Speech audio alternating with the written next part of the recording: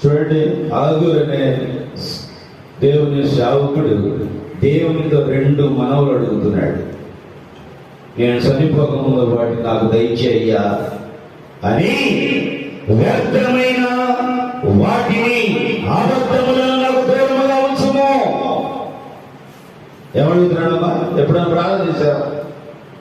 అబద్ధాలు చెప్పకుండా ప్రభా నాన్నగారు కంట్రోల్ చేయి ప్రభా. ప్రార్థన చేసినప్పుడల్లా సారీ చెప్పకుండా, తగాదా ఆడకుండా, బూతులు మాట్లాడకుండా, అపవిత్రమైన పదజాలము నా నోటితో ఉచ్చరించకుండా ప్రభువా నా నోటిని